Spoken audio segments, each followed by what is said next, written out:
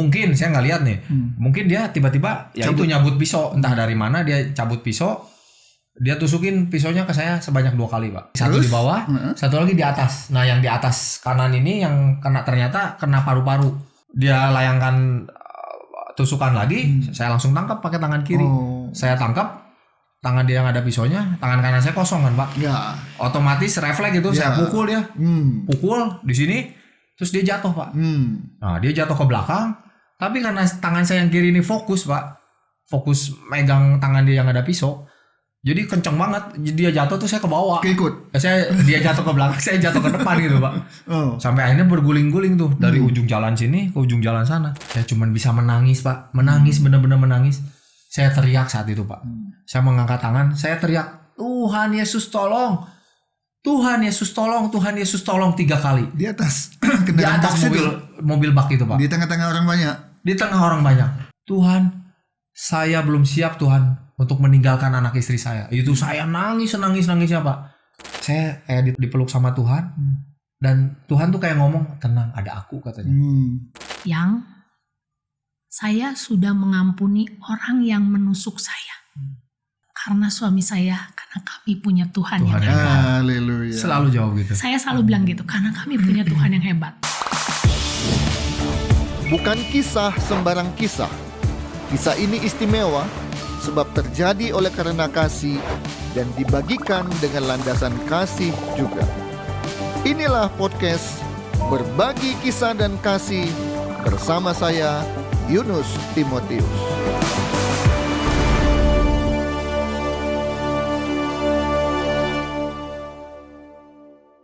Puji Tuhan, bertemu kembali dengan saya Yunus Timotius di podcast Berbagi Kisah dan Kasih. Segala puji, syukur, dan kemuliaan hanya bagi Tuhan yang sudah memberi kami kesempatan untuk menghadirkan podcast ini ke hadapan Anda dari episode pertama sampai kemarin episode ke-53. Kali ini ada 2 orang tamu atau narasumber. Seingat saya ini adalah pertama kali dari episode pertama sampai 53 narasumber kami 2 orang. Tapi sebenarnya walaupun mereka berdua, matematika kita 1 tambah 1 itu adalah 1. Kenapa? Karena mereka adalah pasangan suami istri. Ya. Baik, apa yang terjadi khususnya dengan Bapak Yulianto Gunawan yang biasa dipanggil sehari-hari dengan nama akrabnya Pak Yanto? Mari kita akan dengarkan kesaksian beliau yang luar biasa. Yang kali ini didampingi oleh istrinya Ibu Yepta. Nah, kita dengar juga nanti pengalaman yang dialami oleh Ibu Yepta sehubungan dengan kejadian yang menimpa Pak Yanto. Yuk kita temui mereka. Shalom. Shalom Pak Yunus. Apa kabar? Kasih. Ya, Luar biasa. Puji Tuhan, sehat. Pegangan tangan dong. Iya kan? Kemarin kelihatan romantis. Iya. Kayak agak tegang ya. Agak tegang gitu ya. Oke. Pak Yanto, kalau nggak salah ya, 1 bulan atau 2 bulan. Ya kurang lebih 2 bulan kurang lebih terakhir, 2 bulan Pak. terakhir Betul. ya. Ya. Ada kejadian yang menurut saya cukup mengerikan. Ya, cukup tragis Pak ya. Cukup tragis Betul, ya. betul. Apa itu Pak? Ya, mungkin kejadian itu buat kami ya, terutama keluarga saya dan istri, merupakan suatu kejadian yang memang bisa dibilang tragis Pak ya. Jadi saat malam hari itu saya tuh mau basket Pak, mau berolahraga. Nah biasanya saya basket tuh pakai mobil dari komplek tuh sama teman-teman bertiga atau berempat gitu, gantian ya, siapa yang jemput atau saya yang jemput. Nah saat malam itu memang harus berjalan ceritanya seperti itu gitu.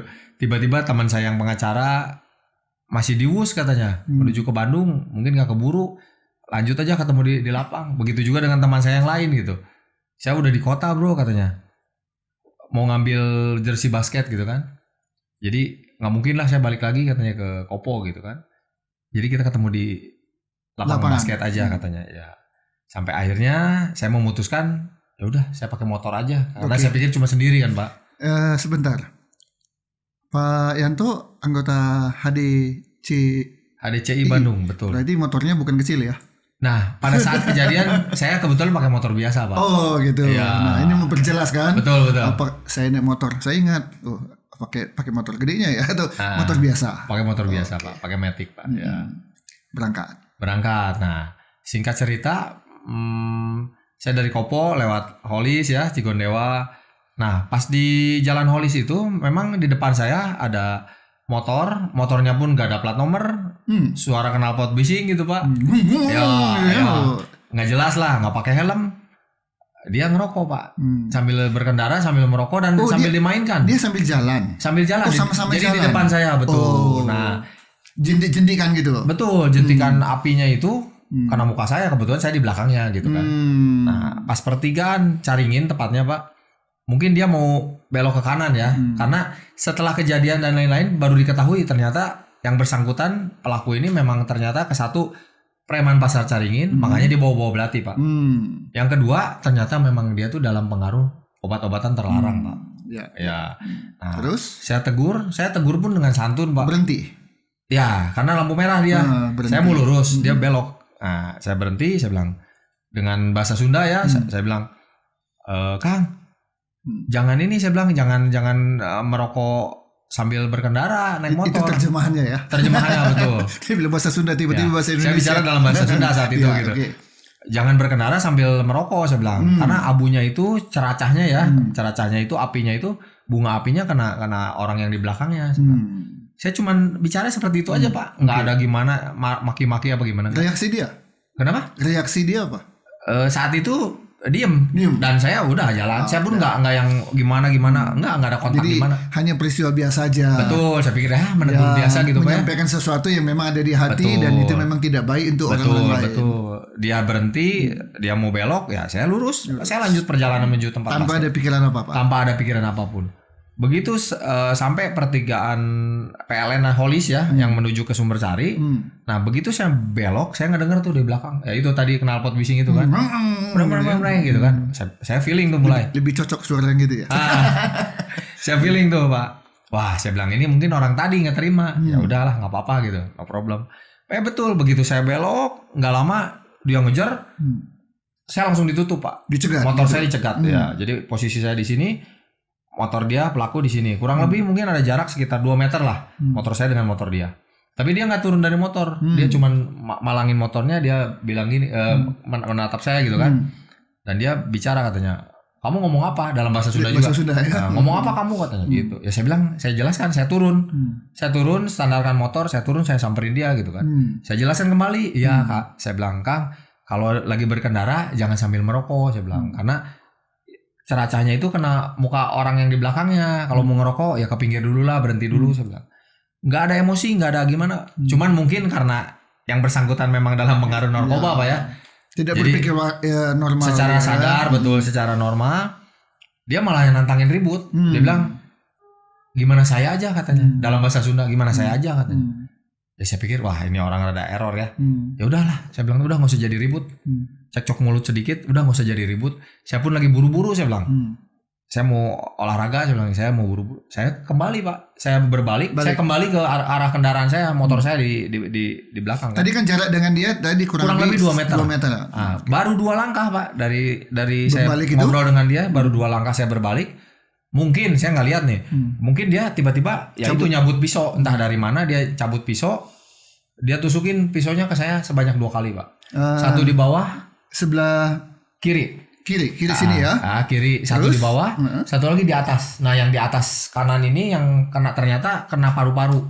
Berarti cukup dalam. Cukup dalam, Pak. Itu belatinya saya lihat sekitar mungkin pisaunya ya, pisau belatinya sekitar 15 cm di luar gagang ya.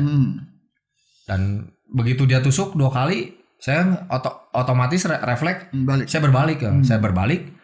Saya teriakin juga kan, pakai pisau kamu gitu, saya bilang kan. Saya kejar dia tuh, dia udah mau lari tuh. Padahal agak sedikit, bukan sedikit lagi ya. Begitu tertusuk, balik, wah itu bisa nyobek gitu ya. Enggak, jadi dia tusuk, nah, dia langsung lari, Pak. Dicabut. Jadi bukan posisi. Bukan. Balik kan dia bisa sobek gitu kan. Dia tusuk, terus dia lari, Pak. Nah, dia lari, saya langsung ngebalik kan.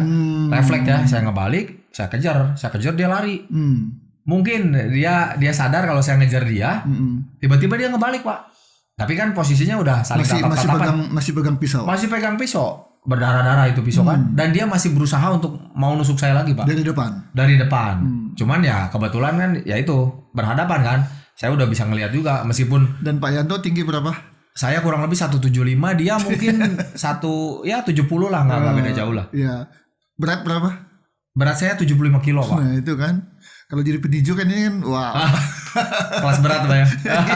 Minimal menengah. Menengah betul. Oke. Jadi kalau sudah berhadapan memang dia pun mungkin mikir juga gitu ya. Makanya dia berusaha untuk menusuk menusuk lagi Pak. Berhasil dia tusuk. Enggak. Begitu dia melayangkan, karena saya bisa melihat kan. Ya. Tadi ditusuk saya dari belakang nggak bisa tahu apa-apa. Dia layangkan tusukan lagi, saya langsung tangkap pakai tangan kiri. Saya tangkap tangan dia yang ada pisaunya, tangan kanan saya kosong kan Pak. Ya. Otomatis refleks gitu, saya pukul dia. Pukul di sini, terus dia jatuh Pak.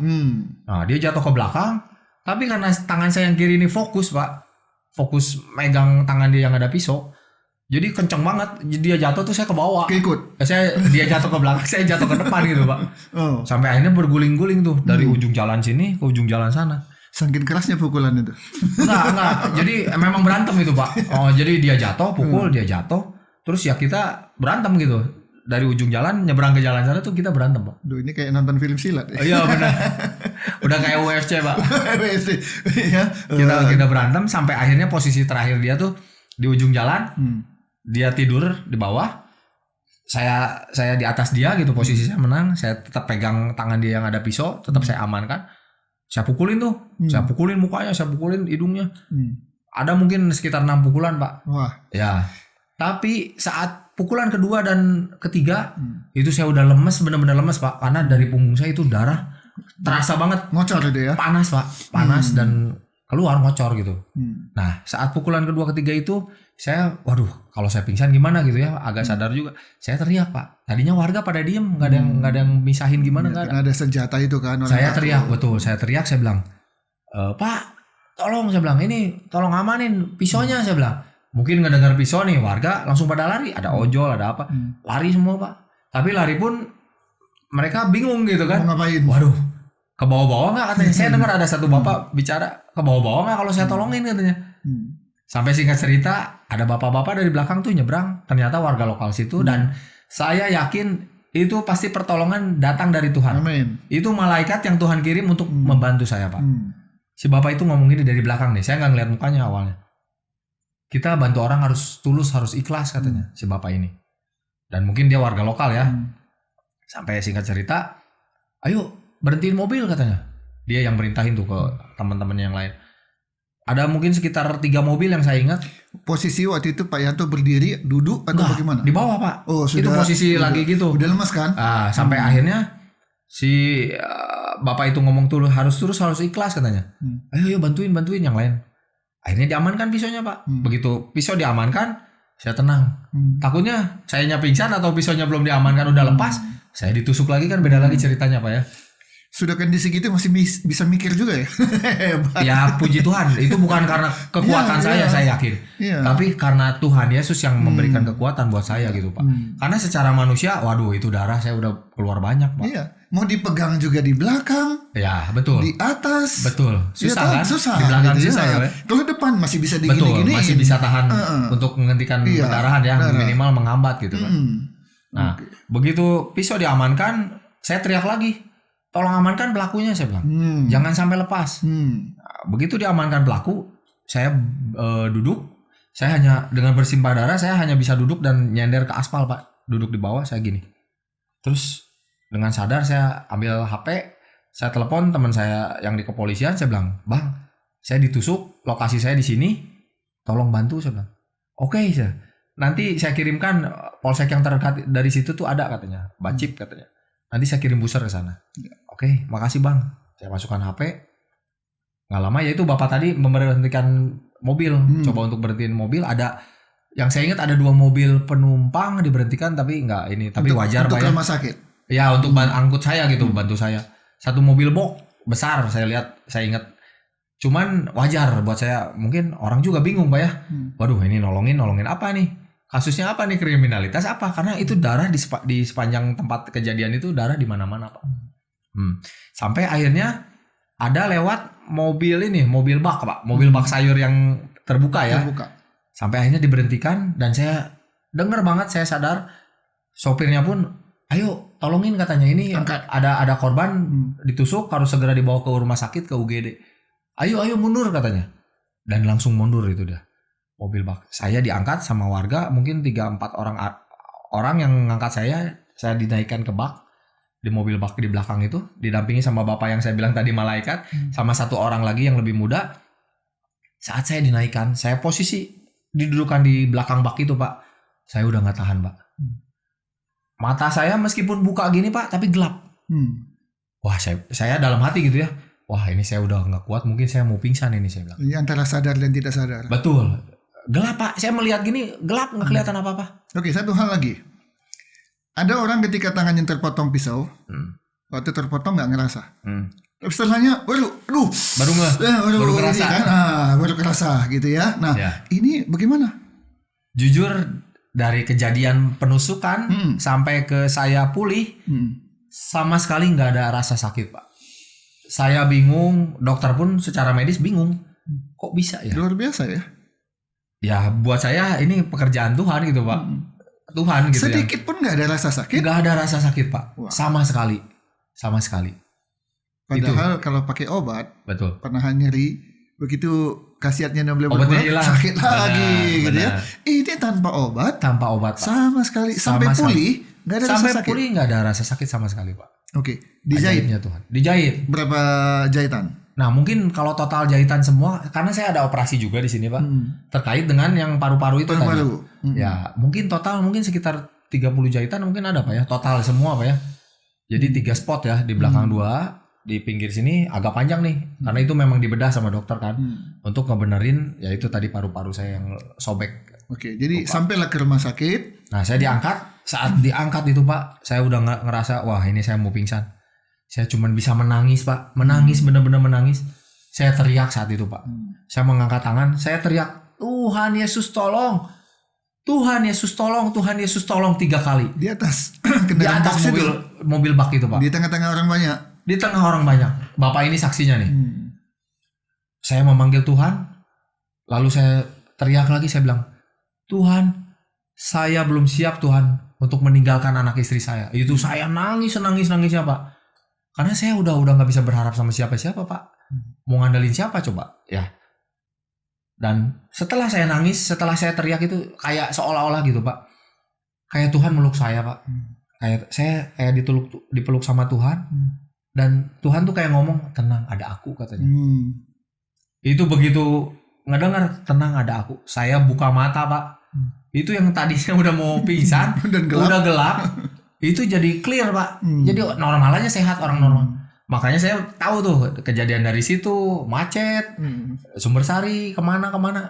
Saya benar-benar sadar sampai di ruang UGD dan lain-lain. Saya sadar itu sama sekali. Pak Yanto, dalam perjalanan menuju ke rumah sakit, ya. Apa yang dilakukan dengan luka itu? Dibungkus kah? Nggak ada Pak. Dibalut kah? Dipenggang? Nggak ada. Karena mungkin ya nggak ngerti juga ya. Jadi itu darah. Ya menetes aja. Ngalir terus. Betul. Selama perjalanan. Kurang lebih mungkin Pak ya. Mungkin ya 20 menit mungkin ada Pak dari Sumbersari menuju ke rumah sakit. Rumah sakit pun itu yang menentukan bukan saya.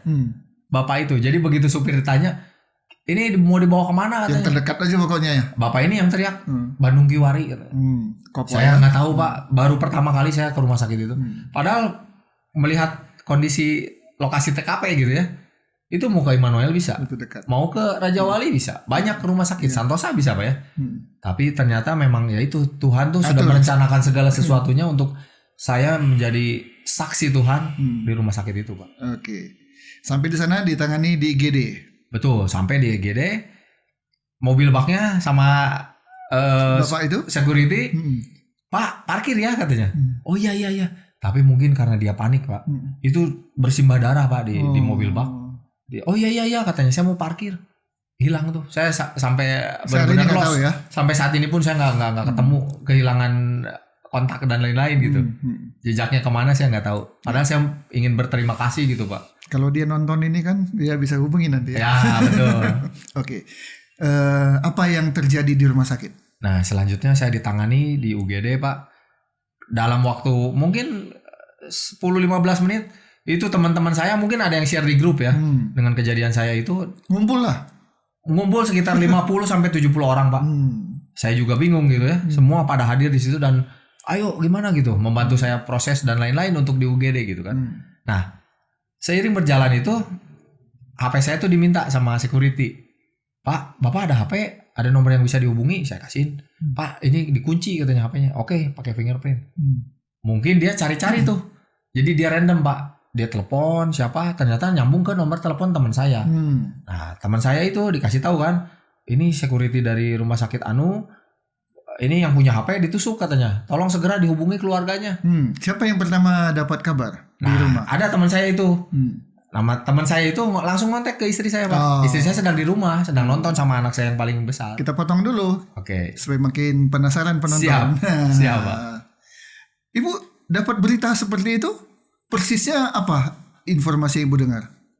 Saya lagi nonton sama anak saya yang besar malam itu. Terus tiba-tiba ada yang telepon teman saya, teman dia juga. Yepta di mana? Di rumah. Yanto di mana? Yanto basket, saya bilang. Ini tadi nomor telepon Yanto loh, telepon saya. Nomor telepon dia tapi bukan Yanto. Dia bilang yang punya handphonenya ada di rumah sakit ini ditusuk. Saya pertama kepikirannya bisa aja penipuan. Percaya nggak percaya ya? Ya. Akhirnya udah saya telepon aja ke nomor Yanto. Saya telepon ke nomor dia. Yang angkat bener. Pak, ini nomor HP suami saya. Kenapa ada di Bapak? Saya bilang. Terus dia bilang, oh ibu istrinya? Iya, saya bilang. Ibu cepet kesini ke Bandung Kiwari ini. Karena Bapak ditusuk. Mana buktinya? Saya bilang. Saya juga masih takut, masih nggak percaya gitu. Tapi kok ini nomor telepon suami saya sih gitu. Pas video call. Jadi yang kita lakukan video call. Pas video call bener. Suami saya sudah terbaring di UGD, bener suami saya. Gimana rasanya? Wah. Lemes Pak. Kok ini bisa jawab? Dia cerita. Lemes banget. Tapi yang saya lakukan langsung saya bilang ke anak saya dua-duanya. Berdoa sama Tuhan. Doain papi, mami ke rumah sakit. Tapi mereka gak tahu apa yang terjadi sama papinya. Cuma tahu itu aja. Terus saya langsung cepat-cepat bawa mobil sendiri ke rumah sakit. Itu pun dengan gak bisa nginjek gas. Karena lemes. Lemes banget. Shock lah ya, kaget lah lemes. ya. Badan tuh lemes banget. Terus tapi saya tetap berdoa di jalan. Langsung saya panggil Tuhan. Tuhan tolong suami saya. Tuhan tolong gitu. Tiba-tiba suami saya telepon. Gak nyampe 5 menit. 10 menit lah saya di jalan gini gitu. Gak nyampe. Telepon. Yang kamu kesini Bandung Kiwari. Hati-hati, saya baik-baik aja. Itu yang membuat saya bisa. Jadi suaranya dia bilang apa Bu?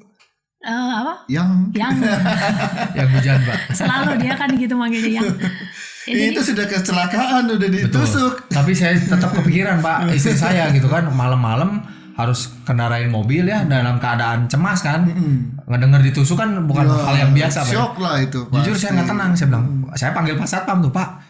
Coba sini HP saya mau telepon istri saya lagi, saya bilang. Jadi tenang, jadi udah betul suara dan hidup gitu ya. Suara kan ya. Tenang. Jadi Iya. saya baru bisa benar-benar normal nginjek gas gitu sampai ke rumah makin sakit. cepat ya. Ya. Sampai di rumah sakit lihat kondisinya. Wah, itu baru menegangkannya tambah. Karena saya melihat sendiri itu. Ada bersyukurnya, tapi ada juga tambah tegangnya. Tambah tegangnya karena itu darahnya terus apa sih? Ngucur Pak. Ngucurnya tuh ke bawah sampai ke lantai. Ya, mungkin gitu. ke atas Bu. Benar-benar mengerikan gitu. Padahal itu ditangani. Iya, sudah di rumah sakit gitu kan? Sudah di UGD. Tapi memang belum dijahit Pak itu. Iya, belum dijahit. Iya minimal sudah tutup dulu perban. Iya. Ini Ibu lihat masih. Iya, masih. Untung Ibu kuat lihat darah ya. Sebenarnya sih kayaknya aduh lemes sih sebenarnya cuman ya saya lihat gitu. Wah, gitu saya juga tegang gitu ngeliatnya. Tapi saat ketegangan itu ya itu yang saya lakukan. Oke. Kita pindah dulu. Ayo ambil minum Pak. Ini tegang ini ya soal darah gitu ya. Oke. Udah sampai lah Ibu kan. Nah, ketemu Senang dong ya. Yayangnya udah datang gitu ya.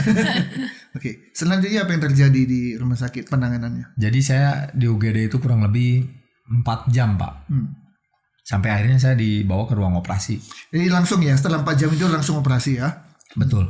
Jadi saat di situ sebenarnya yang bisa banyak bercerita malah istri saya. Ya, nanti ada gilirannya. Karena saya banyak diem gitu ya, kan. Tapi saat itu saya ingat banget. Saya berbaring.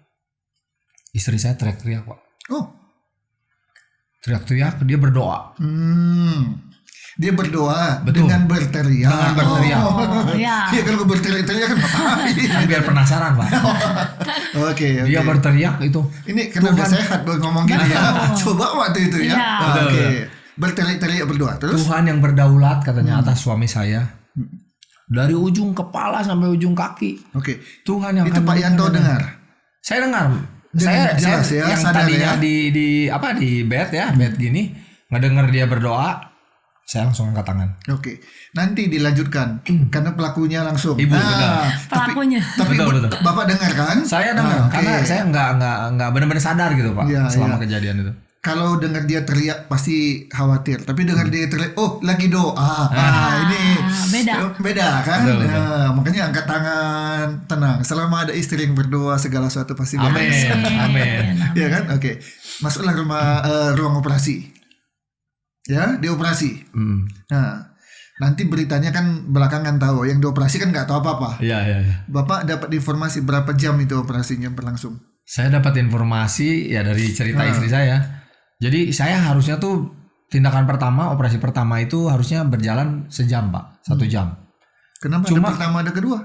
Nah ini karena belum diketahui paru-paru saya ternyata bocor kena. Jadi yang awal itu ketahuannya tuh saya hanya luka tusukan itu Pak. Tapi ya itu anehnya kan udah dijahit, di UGD sempat diambil tindakan, dijahit, ditutup pakai kain kasa tapi tetap ngerembes terus. Makanya di bawah bed itu darah di mana-mana Pak. Iya. Nah itu yang memacunya itu mungkin ya itu karena paru-parunya itu sobek Pak karena terus ya. memacu untuk darah jadi mengalir terus. Jadi Pak. operasi yang kedua untuk paru-paru. Betul. Jadi harusnya operasi pertama itu yang kita tahu kan operasi pertama Pak, menutup luka tusukan itu. Harusnya 1 jam 30 menit udah keluar. Dari versi istri saya ya, karena istri saya yang cerita. Sudah keluar, tiba-tiba dokter, ibu katanya, ini baru ketahuan. Ternyata bapak tuh paru-parunya sobek. Jadi paru-paru bapak tuh kempis katanya. Karena ya itu mungkin kena pisau itu, kena tusukan yang di atas ini. Tidak berfungsi dengan baik. Tidak berfungsi dengan baik, kempes Pak. Nah, jadi mompanya udah nggak normal gitu kan. Dan banyak darah yang masuk ke dalam paru-paru bapak katanya. Kita harus segera melakukan tindakan dari dokter dan saya mau minta izin tanda tangan katanya untuk operasi yang kedua ini untuk melanjutkan ini katanya. Istri saya kaget kan. Kira-kira terus istri saya bertanya, "Dok, kondisi seperti ini kira-kira kemungkinannya suami saya gimana harapannya?" katanya. Ya, karena masalahnya bukan hanya luka tusuk saja, Betul. tapi Paru-paru Pak. Paru-paru. Ini organ vital. Ya, Betul, nafas. betul. Jantung, Dokter Paru-paru. paru-paru. betul. Akhirnya dokter menjawab katanya, Ibu berdoa, kami berusaha katanya. Di atas meja operasi saya hanya bisa bilang 50-50. 50% Bapak bisa selamat, 50% gak bisa ngomong apa-apa dokternya gitu kan. Tapi intinya Ibu berdoa, kami akan berusaha. Sampai akhirnya istri saya setelah menandatangani surat untuk operasi yang kedua itu langsung berdoa Pak. Cari suatu tempat di pojokan. Nah mungkin dilanjut sama istri saya Pak. Bapak kan nggak tahu apa-apa. Betul. Diem pasrah. Betul. Oke. Ketika mau masuk ruang operasi Bu, Ibu tanda tangan segala macam, gimana? Wah, itu yang sebenarnya yang sangat menegangkan itu yang kedua. Tambah menegangkan lagi. Iya. Pertama lihat kan udah tegang. Sekarang tambah tegang. Iya, tambah tegang lagi. Jadi waktu bilang harus operasi yang kedua, tindakan yang kedua 2 jam sampai 2 jam setengah, kondisi tadi yang diceritakan, aduh saya keluar, saya lemes, aduh bener-bener takut, khawatir gitu. Tapi saya di situ langsung mencari satu ruangan kecil yang ternyata ruang doa juga ya, musola. Itu saya benar-benar tersungkur, sujud, Saya sujud tersungkur berdoa, saya memanggil nama Tuhan. Saya cuma bilang gini dalam doa saya saat itu. Tuhan, saya mohon beri kami kesempatan lagi untuk menjadi saksi-Mu. Lewat kejadian ini. Beri kami kesempatan lagi untuk memberitakan kebaikan-Mu. Terus saya berkata-kata, intinya saya berkata-kata, beri kami kesempatan lagi untuk menyaksikan kemuliaan-Mu. Itu berkali-kali saya katakan sama Tuhan. Saya nggak minta apa-apa, cuman saya mohon beri kami kesempatan. Saat itu tiba-tiba Roh Kudus dan Tuhan mengajak saya untuk bukan meminta, tapi bersyukur. Bersyukurlah. Ada kuasa dalam mengucap syukur. Ya. Yes. Tiba-tiba saat itu saya bersyukur. Di saat saya udah nggak berdaya ya. Saya saya takut, saya cemas. Tapi saya harus bersyukur. Saya berkata-kata lagi. Tuhan baik. Tuhan Yesus baik. Tuhan Yesus sangat baik. Bahkan saya berkata-kata, Tuhan Engkau baik. Apapun yang terjadi di dalam hidupku, aku berkata Engkau baik. Amen. Engkau sangat baik, bahkan teramat baik. Yes. Dan itu nyata. Saat itu juga gak lama, saat saya terus berkata-kata, saya bilang Tuhan baik. Itu ternyata benar nyata. Saya tenang, saya damai. Benar-benar rasa takut saya, khawatir saya, tiba-tiba seperti menghilang. Seperti Tuhan tuh bilang gitu, di dalam hati saya, pikiran saya tuh seperti bilang, tenang, semuanya akan baik-baik saja. Dalam kondisi di mana suami berada di ruang operasi, kemungkinannya 50-50. Ya. Biasanya ada yang ngomel. Biasanya ada yang komplain. Ya. Kenapa Tuhan? Tuhan Kenapa izin harus terjadi? saya. Dan kenapa harus suami saya? Suami orang lain aja nih. Gitu ya. Ibu nggak ada Tidak sedikit pun. Puji Tuhan. Itu sedikit 1% pun gak ada. Saya gak ada bertanya. Yang ada saya memohonnya beri kesempatan. Dan seperti yang tadi, maaf ya, saya balik ke UGD, itu tuh saya waktu saya di UGD, saya juga berkata-kata itu benar-benar dari Tuhan dan Roh Kudus yang memampukan. Saya kan berkata-kata juga di dalam nama Yesus sembuh. Itu yang disebut teriak-teriak tadi. Betul. Ah. Betul, Pak. Jadi kan dua peristiwa berbeda. Beda. Betul. Waktu ibu berdoa dengan berteriak, Ya, kemudian juga berseru di sebuah ruangan. Betul.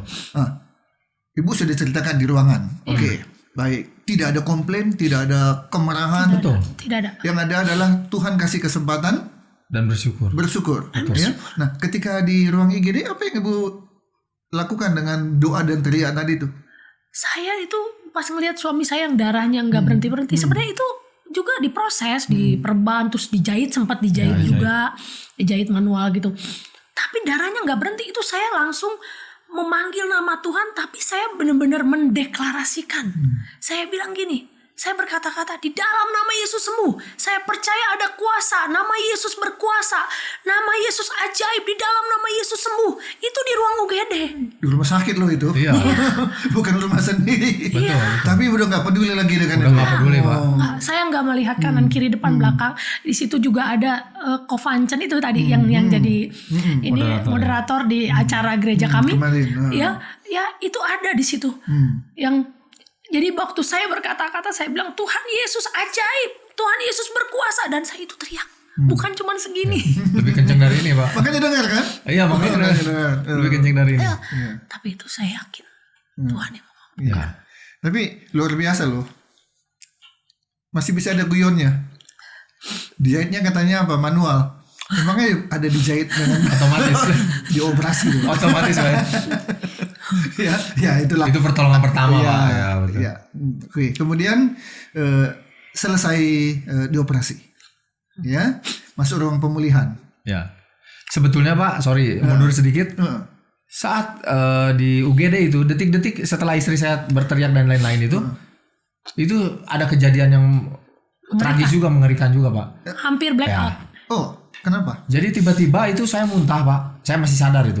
Saya tiba-tiba muntah dari mulut saya, yang saya ingat 2 kali keluar itu semua yang saya konsumsi hari itu, makanan, minuman itu keluar semua dari mulut, Pak. Dan Darah nggak ada dari mulut. Dari Tidak. belakang. Tapi dari belakang, Pak. Ini yang udah tadi dijahit artinya manual itu. muntahnya tidak ada darah. Tidak ada. Muntah makanan. Di belakang ini, Pak.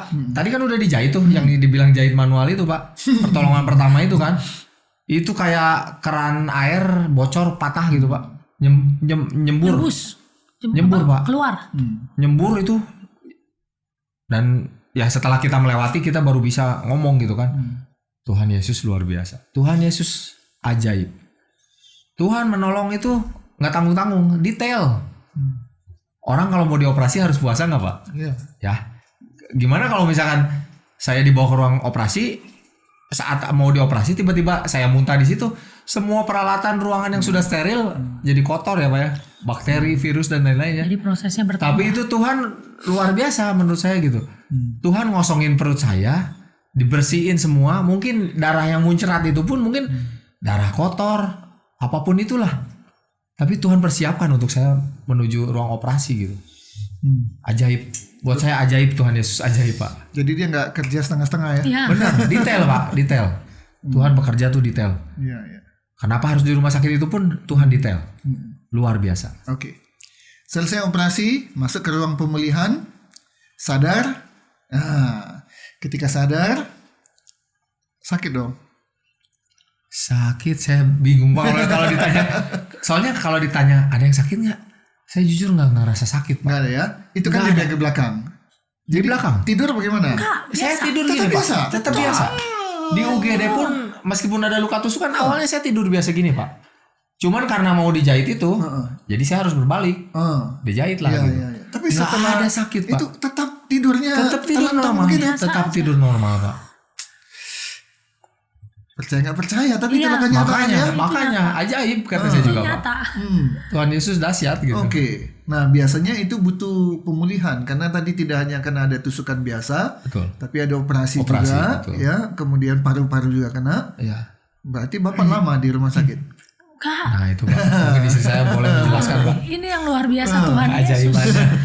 Tuhan Yesus tuh luar biasa ya. Jadi dia tuh keluar beres operasi tak jam 4 pagi saya dipanggil. Itu hari apa? Kejadian Hari malam itu. Selasa Malam. Kejadiannya subuh.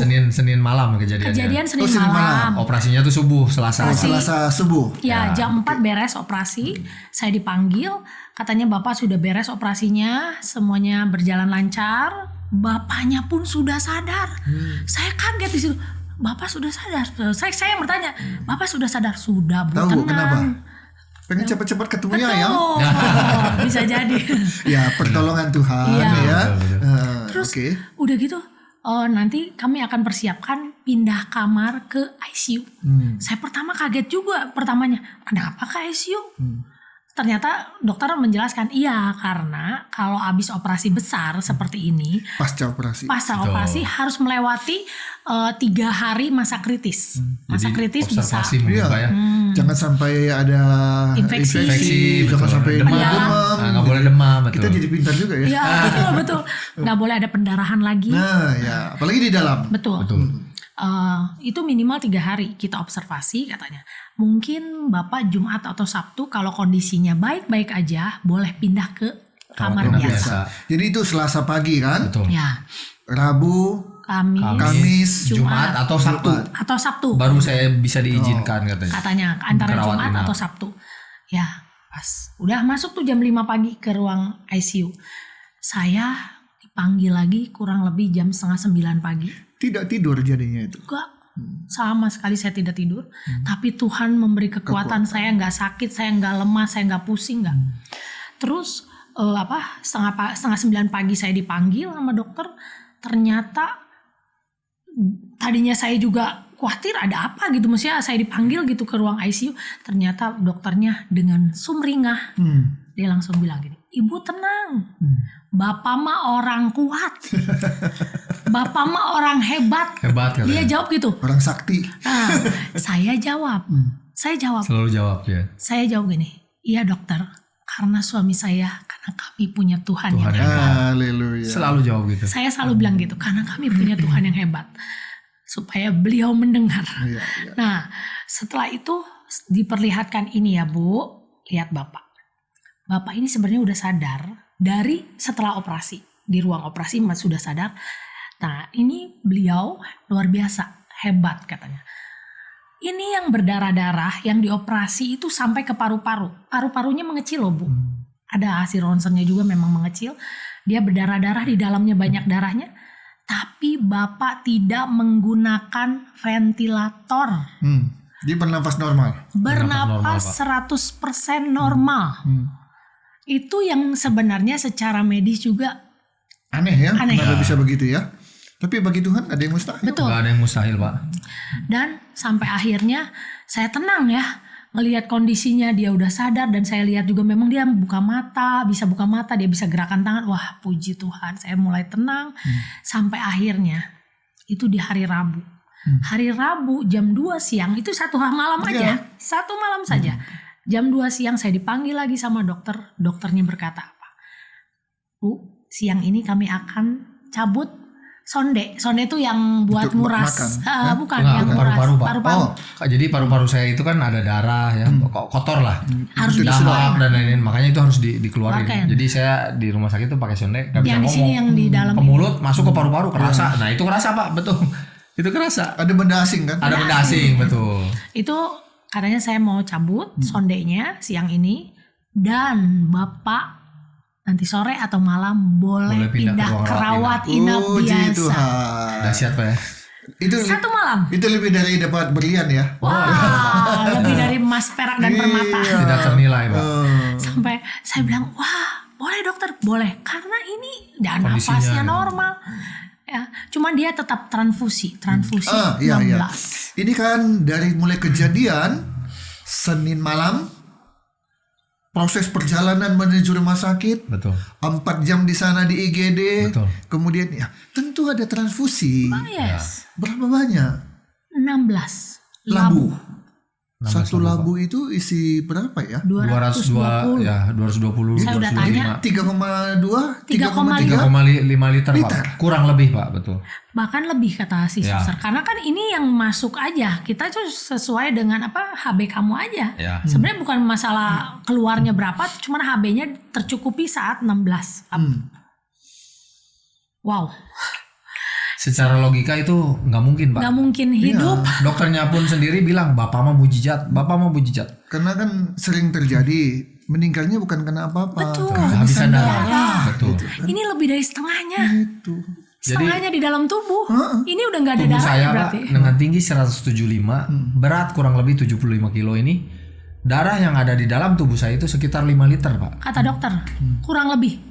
Jadi saat kejadian di UGD itu berarti kurang lebih 1,5 liter darah yang berputar di dalam tubuh saya. Kan Satu nggak liter masuk setengah. nalar Pak. Itu nggak. Otak itu kan di sini gimana butuh gitu kan, darah. butuh darah kan. Untuk Pompa memompa jantung kan ke jantung. otak kan.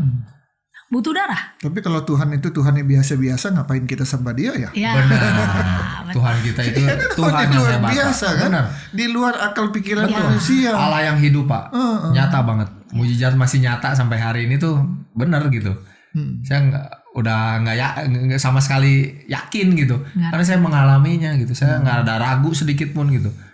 Jadi Selasa pagi selesai operasi masuk ke ICU, Rabu siang sonde dicabut dan malamnya udah bisa pindah ke perawatan biasa. Ya betul. Itu berarti Rabu malam. Rabu ya sore ke malam saya pindah ke rawat inap biasa. Kembali di rumah sakit kapan? Diizinkannya sebenarnya hari Sabtu udah Oh diizinkan. sudah. Pak. Ya Sabtu, jadi kurang lebih mungkin 5 hari ya 5 hari. sudah diizinkan. Cuman Boleh istri saya pengen yakin, bener-bener yakin, udah biar nambah 1 hari tapi tolong cek ulang. Cek ulang. Ronsen ulang, USG ulang dan lain-lain, semua dicek lagi katanya. Double check Minggu, gitu. minggu check. kita Jadi pulang. kita pulang minggu Pak. Tapi yang luar biasanya yang saya mau sampaikan juga di sini, waktu pertama kali sondenya dilepas, dia bisa berbicara kan? Tadinya nggak bisa. Dia bisa berbicara. Ada kalimat yang menyentuh banget saya, yang tadinya nggak kepikiran juga sama Jadi saya. ibu ada di situ waktu dicabut. Ya. Setelah ini waktu di proses cabutnya saya nggak lihat. Jadi Cuman pas udah dicabut, pertama kali ketemu saya sudah terlepas, dia langsung bilang, "Yang saya sudah mengampuni orang yang menusuk saya. Saya di situ jujur ya merinding gitu. Ya, saya nggak kepikiran tentang itu dulu kan. Ini tentang proses penyembuhan dulu. Tapi dia bisa berkata seperti itu. Bahkan dia bilang nanti kalau saya sudah sehat sempurna, saya mau datengin, saya mau menjenguk orang ke tahanan. Apa yang terjadi sampai Bapak begitu sonde lepas? Ya biasa kan bilang puji Tuhan, haleluya, terima kasih Tuhan. Ini yang saya mengampuni. Apa yang terjadi? Jadi saat itu Pak, sebelum istri saya masuk tuh, saya masih pakai sonde. Anak saya yang besar, Cleo, dia boleh dampingi saya. Dia nangis, biasalah anak cewek ke papahnya gitu kan. Papi, ayo semangat, papi harus cepat sembuh ya. Aku sayang papi, I love you papi, gitu-gitulah. Sampai akhirnya waktunya habis, dia harus keluar dari ruangan ICU itu. Dia bilang gini, papi, apakah papi sudah mengampuni orang yang menusuk papi? Tadinya saya nggak kepikiran Pak. Saya fokus dengan kondisi kesehatan saya saat itu. Jadi saya ada seorang putri. Betul. Tuhan yang pakai. mengingatkan saya, Tuhan berbicara melalui anak saya. Sampai saya merenungkan gitu kan, sampai akhirnya istri saya yang masuk tuh. Karena istri saya saat itu lagi bicara sama dokter di depan. Istri saya masuk, itu kayak Tuhan berbicara gitu. Saya udah ngasih kesempatan loh. Yang kedua buat kamu gitu ya. Saya udah mengampuni kamu. Saya kasih kesempatan hidup buat kamu gitu kan. Masa kamu gak mau mengampuni orang yang bersalah sama kamu? Masa kamu gak mau memberikan kesempatan sama orang yang sudah... Jangan cuma minta tapi gak mau Betul. memberi ya. Dan saat itu Pak, jujur Pak, gak ada sama sekali sakit hati, dendam. Gak ada Pak. Yang ada sukacita, damai sejahtera dari Tuhan Pak. Dan sampai hari ini pernah ketemu? Sudah. Sudah. Puji Tuhan, sudah. Puji Sudah Tuhan. terjadi ya? Sudah terjadi Pak. Sudah. Kurang lebih ya seminggu apa 10 hari yang lalu saya datengin. Dan kaget dia Pak. Di mana itu bertemunya? Jadi Masih di proses hukum saat ini tuh masih... Itu maksud saya. Ya, berkasnya sudah masuk di kejaksaan Pak. Iya. Tapi masih statusnya titipan, dia Artinya tahanan. dia ditahan. Betul. Ditahan, betul. Dia ada di polsek, dia ada Dan di polsek. kaget lah kan? Betul, dia kaget. Mungkin dia pikir kan Mau balas saya dendam. mau balas dendam minimal atau maki-maki. minimal saya caci maki gitu Pak ya. Kurang ajar. Betul. Tapi saat saya ketemu dia mukanya waduh serem. Dia yang kayak ketakutan kan. Saat saya ketemu saya bilang, masih ingat saya bilang. Dia langsung nangis Pak. Dia nangis, dia nyamperin saya. Preman ya? Preman loh Pak. Dan saya masukkan tangan saya, ada fotonya. Saya masukkan tangan saya ke dalam jeruji itu Pak. Saya masuk ke dalam, saya peluk dia. Tangan saya langsung diciumin sama dia Pak. Dia nangis-nangisnya dia ciumin terus tangan saya. Dia ciumin. Dia bicara gini, Pak, saya minta maaf Pak.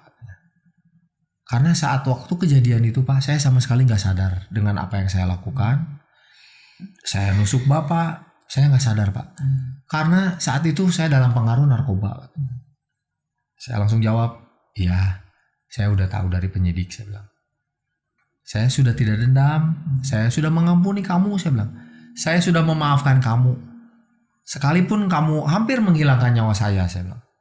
Ya, saya mengampuni kamu, saya mengasihi kamu. Saya tahu kamu beragama Muslim, saya Kristen. Tapi saya sedikit pun tidak ada dendam dan saya mengasihi kamu. Kasih itu nggak cuma omong-omong. Benar. Tapi kasih itu betul-betul harus Perbuatan dipraktekkan. Pak. Betul, perbuatan. Dan kalau kita udah terima kasih Kristus, kasih yang sama harus kita bagikan ke Betul. orang lain. Betul. Jangan hanya untuk diri sendiri. Jangan Betul. menerima saja. Iya, terima. Kasihnya mana? Betul. Terima kasih. Iya. Tapi terima. Kasihnya nggak ada. Nanti kayak laut mati Pak. Iya, Ya? harus mati. Benar. Kalau kita udah terima, Betul. kita harus kasih. Betul. Ya. Dan saya bilang, ya sekalipun saya sudah mengampuni kamu, ya proses hukum tetap berlanjut Pak ya. Kamu akan diproses, kamu akan dipenjara dan lain-lain, ya silakan aja dipertanggungjawabkan gitu secara hukum. Nanti saya bilang, kalau saya pas lagi ada waktu, saya bakal jenguk kamu, saya bawain makanan buat kamu di tahanan. Oh iya Pak, terima kasih Pak, katanya. Saya minta maaf Pak. Terus aja dia, saya minta maaf. Udah gak apa-apa. Ini masa tahanan ini kamu manfaatkan, saya bilang. Untuk kamu benar-benar mendekatkan diri kepada Tuhan, saya bilang. Untuk kamu berubah, untuk kamu bertobat. Saya hanya bisa menyampaikan itu Pak. Firman Tuhan bilang kalahkan kejahatan dengan kebaikan. Kasih Pak. Ya kalau manusia kan ya marah-marah, maki-maki, Ya, balas. pengennya mah balas Pak. Pengennya mah balas. Betul. 6 secara kali manusia. pukulan itu kayaknya masih kurang. Benar. Itu kan dalam keadaan lemas. Coba kalau dalam sadar. Betul. Sekali pun udah KO kali Pak. Tapi ya itulah kasih Kristus Kasih Kristus luar yang biasa. tidak Pak. hanya sekedar teori, Betul. tapi harus betul-betul dipraktekkan. Betul, ya. Pak. Dan itu bisa terjadi karena pertolongan Roh Kudus. Betul. Ya kan? Kalau enggak, Kekuatan dari Tuhan Pak. Manusiawi mah gampang mau kan? pengennya nggak balas. Gitu ya. Betul Pak. Gitu. Oke. Ada satu hal poin yang saya dapatkan tadi dari apa yang dikisahkan oleh Pak Yanto dan Ibu Yapta, mengampuni. Yes. Ya, mengampuni. Apalagi yang bisa diambil sebagai hikmah dari kejadian ini? Ya kita dengan adanya kejadian ini Pak ya, Tuhan berbicara gitu maksudnya. Ya itu kekuatan untuk bisa mengampuni, kekuatan cinta Pak. Cinta apa? Nah kekuatan cinta ini waktu di UGD setelah istri saya teriak-teriak tadi Pak, jadi kelewat tuh. Itu ternyata saya pingsan Pak, kurang lebih 5 detik. Yang waktu muntah, Waktu saya muntah itu ternyata saya blackout Pak. blackout dia. Vancen yang dampingi itu ngelihat, waduh saya ngelihat kamu itu mata kamu udah putih katanya, udah ngebalik gini. Ngebalik terus 5 dia detik saya hilang Pak. hilang. Istri saya kekuatan cinta itu Pak ya, saya yakin dia teriak lagi Pak. Yang I love you yang katanya. Yang I love you, yang I love you yang. Itu dalam 5 detik Pak, saya yang tadinya udah blackout udah pingsan, tiba-tiba saya bangun Pak. Dia buka mata dan dia tidak pingsan lagi sampai ke meja operasi. Itu kekuatan cinta. Cinta gitu Pak. Saya panggil dia, saya teriakan, yang I love you itu benar-benar nyata. Jadi kekuatan perkataan tuh bukan, ya maksudnya pertama iman dan Perbuatan. cinta. Jadi kalau ada iman harus berani diomongin, jangan dalam hati. Betul, Ya. betul. Malu lah, gak enak hati lah. Betul. Harus diungkapkan, Pak. Harus diucapkan. Betul. Dan diucapkan dengan rasa cinta. Betul. Tuh. Oke, kekuatan cinta ya terjadi. Terjadi. Ya. Pak. Terjadi. Oke, mengampuni, mencintai, Betul. dan ada lagi Satu lagi. iman. Kekuatan iman Pak. Jadi yang pertama Iman dan sebenarnya pengharapan. kekuatan iman. Hmm. Kekuatan iman kita perkatakan, yakin, tidak ada keraguan. Makanya tidak ada ngomel-ngomel. Gak Gak ada. Yakin Betul. bahwa Tuhan tolong. Yakin. Yes. Mas. Sampai kau Taufan yang dampingin di ruang UGD setelah pulang ke rumah sempat bilang sama kami, saya waktu kamu teriak-teriak tuh ada rasa takut. Kalau nggak sembuh gimana? Kalau lewat gimana? Kamu bilang dengan jelas gitu. Yesus ajaib, Yesus berkuasa, Yesus menyembuhkan. Kamu nggak ragu saat itu? Tidak. Sedikit pun. Sedikit pun Tidak. tidak. Saya bilang itu kekuatan iman. Iman. Perkatakan iman.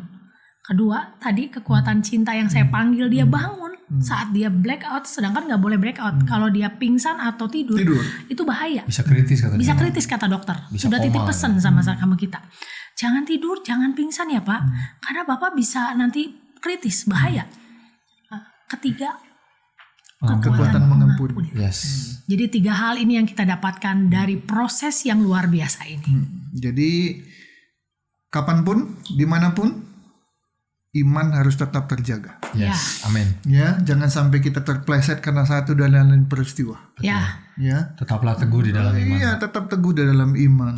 Ya. segala kondisi apapun yang mustahil sekalipun. Betul. Karena Tuhan mengasihi kita, kita juga mengasihi sesama, mengasihi suami, mengasihi istri. Betul. Jangan istri dijadikan sansak kan? Ya, betul. Iya, tangan untuk mengelus ya, Betul. bukan untuk mukul. Betul. Karena kekuatan cinta dari istri pada suami, dari suami pada istri itu punya kuasa, Ada Yes. kuasa. mengundang kuasa untuk Betul. terjadi. Besar, sangat besar kuasanya. Iya. Betul. Dan ketika kita sudah ditolong oleh kasih Tuhan, jangan egois.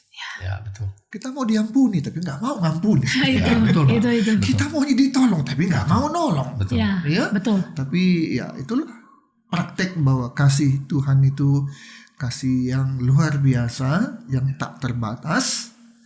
Kalau kita udah diampuni, kita juga harus mengampuni. Betul. Ya. Kita belajar mengampuni. Belajar mengampuni. Ya. Baik, para penonton, luar biasa kisah yang kita dengar. Ini bukan kisah dongeng ya. Ini bukan diambil dari novel apa, enggak ya. Tapi ini semua kejadian nyata. Terjadi pada diri Pak Yulianto Gunawan, biasa dipanggil Pak Yanto. Dan Ibu Yepta, istrinya, adalah saksi mata yang juga menyaksikan apa yang terjadi. Ini dua-dua adalah pelaku sejarah. Ya, pelaku sejarah. Bahwa Tuhan itu luar biasa. Amin. Dan karena itu apa yang Tuhan lakukan luar biasa harus dikisahkan. Ya. Harus disampaikan. Betul. Iya, banyak orang pertolongan Tuhan dialami, disuruh bersaksi, malu, ini betul. sibuk lah, ini apalah. Betul. Ya, satu hal Tuhan nggak suka ya begitu. Ya, kalau Tuhan sudah tolong kita, sampaikan pertolongan Tuhan itu supaya orang diberkati. Amin. Supaya orang juga imannya dibangkitkan Dikuatkan, gitu ya. betul. Ya, jadi terima kasih ya Pak Yanto, terima kasih Ibu Yepta Sama-sama. sudah Terima kasih, hadir Pak di Yunus. podcast Berbagi Kisah dan Sudah Kasih. diundang di podcast Bapak. Terima kasih Pak, Tuhan berkati Pak. Iya, Semoga baik. jadi berkat Pak. Jadi berkat ya. Puji Tuhan. Oke.